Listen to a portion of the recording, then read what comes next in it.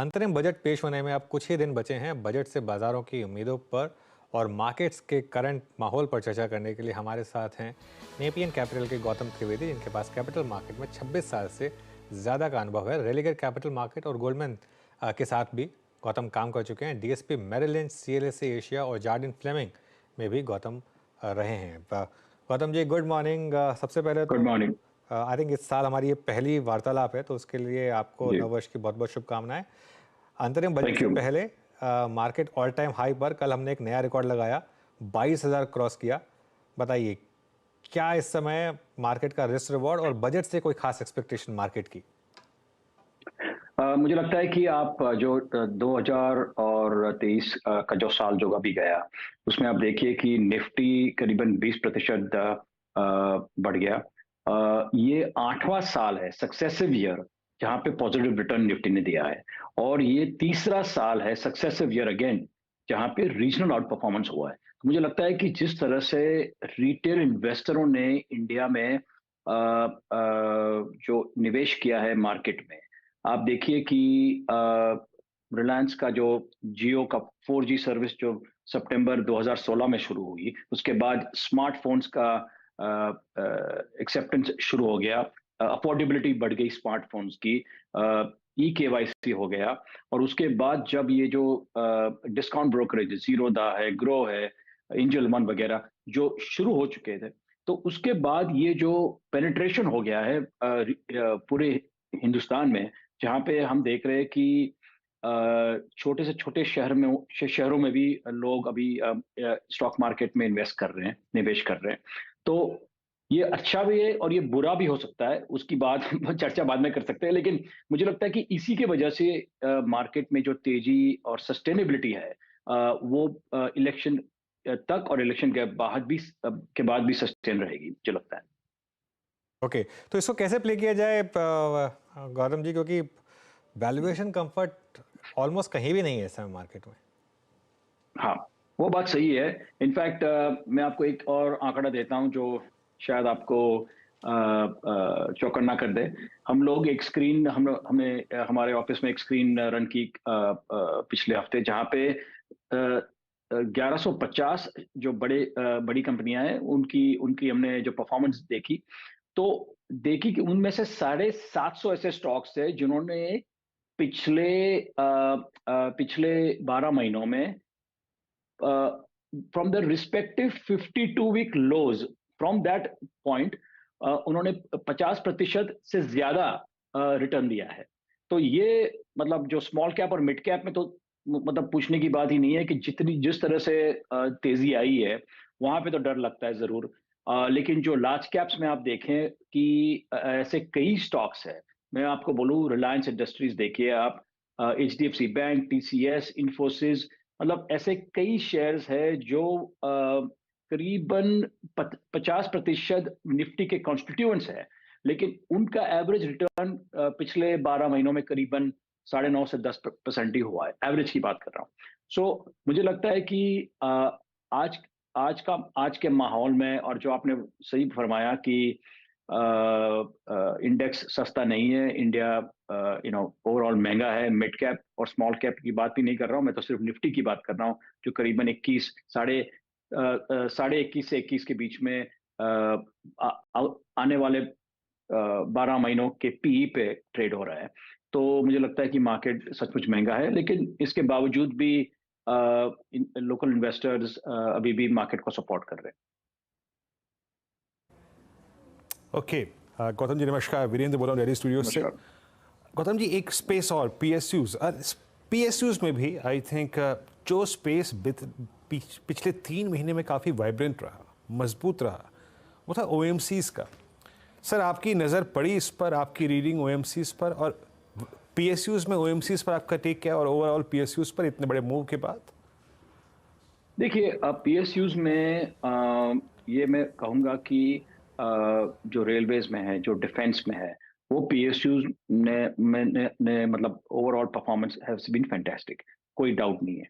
OMC की जब आप बात कर रहे हो, कि मुझे लगता है कि ओएमसी का जो शेयर प्राइस है, it is determined by the price of oil.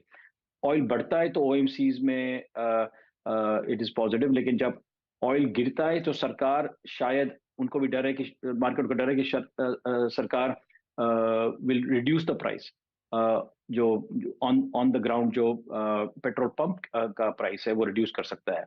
जब जब ऑयल ऊपर जाता है तो ये भी डर होता है कि इन्फ्लेशन बढ़ जाएगा, तो इसके वजह से they are not allowed to increase the price.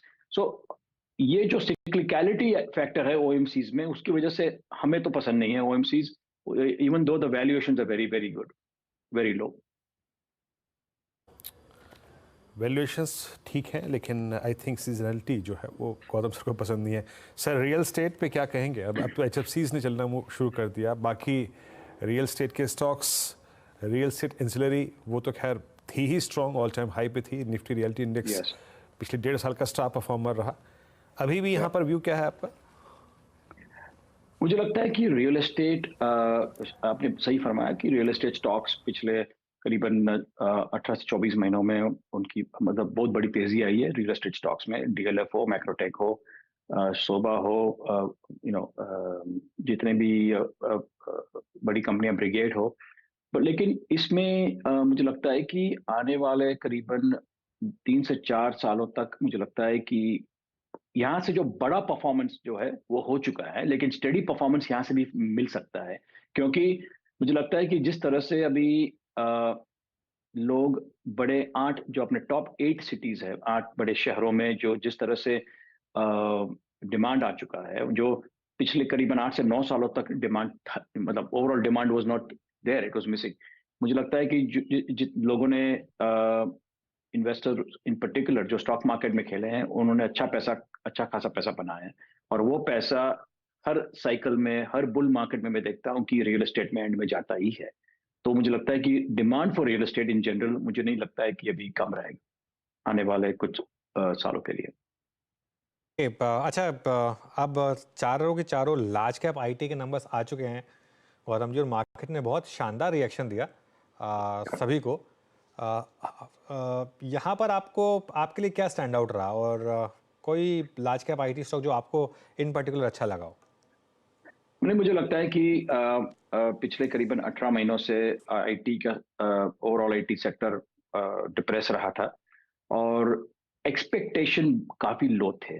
मुझे लगता है कि रिजल्ट्स वैसे इतने खास तो नहीं थे, लेकिन इसके बावजूद कि compare to expectations results were much better, और उसकी वजह से मुझे लगता है कि डिमांड जो ऑर्डर विन्स है, इन्फोसिस देख लीजिए, आप टीसीएस देख लीजिए, ऑर्डर विन्स स्लो डाउन नहीं हो रहे, और उसकी वजह से मुझे लगता है कि market has taken that very positively. Even though results इतने खास नहीं थे, market has taken it very positively. मुझे लगता है कि जो ये looking with 3 to 5 year view, तो आईटी सेक्टर में ये लेवल्स पे निवेश करना मुझे लगता है इज नॉट अ प्रॉब्लम।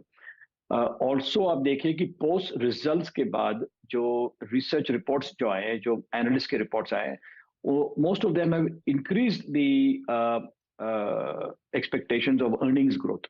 जो अर्निंग्स ग्रोथ इस साल एक्सपेक्टेशंस है 7.5 या 8%, अभी बोल रहे हैं कि FY25 FY26 में करीबन 11.5 से 14% ग्रोथ आ सकता है। तो estimates have been increased. Okay, अच्छा सर, थोड़ा सा बात करते हैं कमोडिटीज़ पर।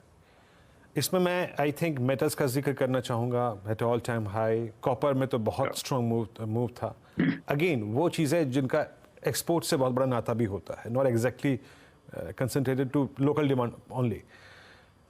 इसमें सीमेंट को लेते हैं, इसमें आप मेटल्स को लेते हैं, फेरस, नॉन फेरस, और साथ ही साथ केमिकल्स।